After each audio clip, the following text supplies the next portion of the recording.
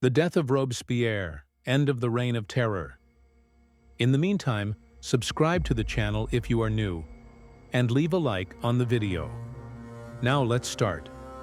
Paris, July 1794. A bloodied man is dragged through the streets, his jaw shattered, his gaze lost.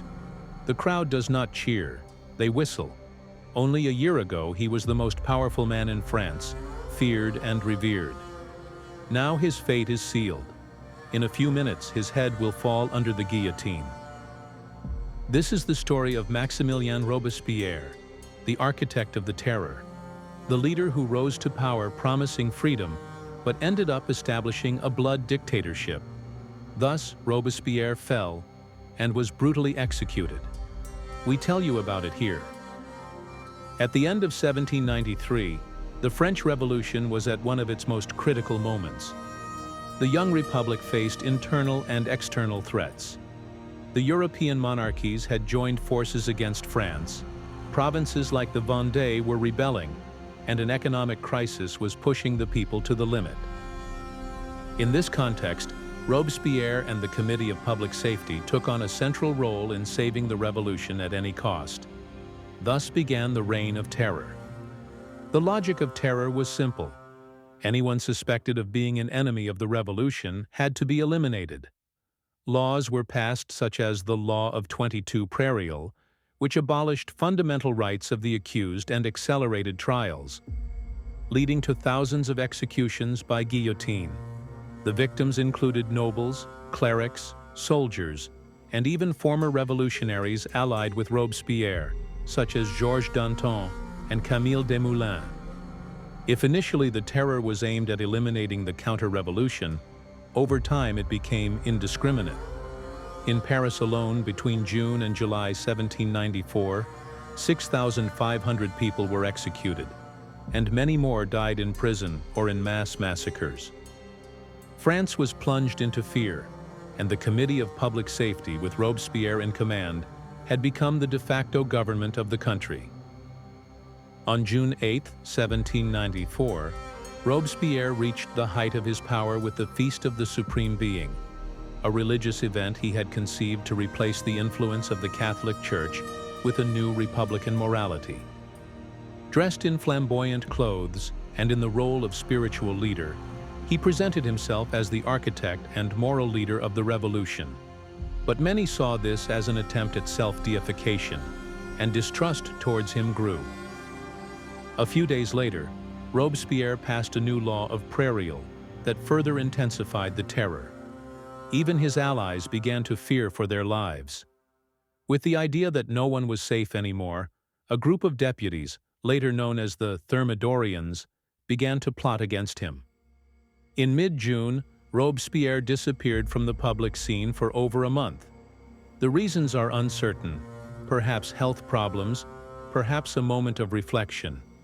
But his absence allowed his enemies to gain ground. Deputies such as Paul Barras, Joseph Fouché, and Jean-Lambert Tallien secretly planned his overthrow. When Robespierre returned on July 26th, he gave a speech to the National Convention accusing some deputies of conspiring against the revolution, but without naming names. Panic spread. Everyone feared arrest and execution. Tallien and the others decided they had to act before he did. On July 27th, Tallien publicly accused him of tyranny and called for his arrest. Robespierre attempted to speak, but was booed by the deputies who shouted, "Down with the tyrant!" His fate was sealed.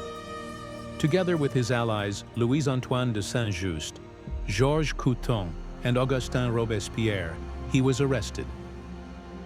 The Paris Commune, still loyal to Robespierre, reacted and freed him from prison, taking him to the Hôtel de Ville, the town hall, where they barricaded themselves. But time was against them. The Commune attempted to mobilize the National Guard and the sans-culottes. But the terrified popular base no longer responded. Meanwhile, the convention declared Robespierre and his men outlaws, authorizing execution without trial. At dawn on July 28th, troops led by Barras surrounded the Hôtel de Ville. The Robespierrists collapsed in panic.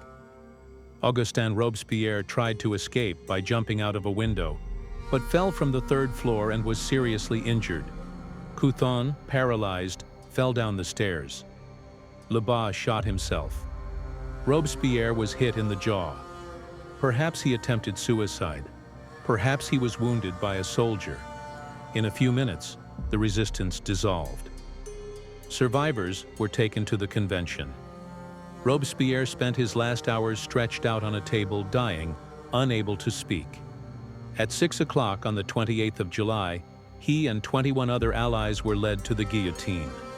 The crowd, which had once cheered him, now celebrated his downfall.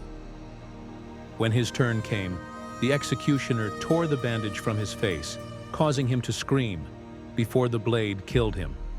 His head fell onto the scaffold, and witnesses say the crowd applauded for 15 minutes. With the execution of Robespierre, the terror officially ended. In the following months, many Jacobins were arrested or executed in the so-called Thermidorian reaction. The revolution continued, but with a more moderate tone, which would eventually lead to the rise of Napoleon Bonaparte. Robespierre, the man who had dreamed of a republic based on virtue, was the last victim of the terror he himself had created. Thus ended the reign of Maximilien Robespierre, the man who believed himself to be the guardian of the revolution, but was devoured by it. That's all for today. And what do you think of Robespierre? Let me know below in the comments, and if you're new, don't forget to subscribe to the channel so you don't miss the next videos. See you next time, bye.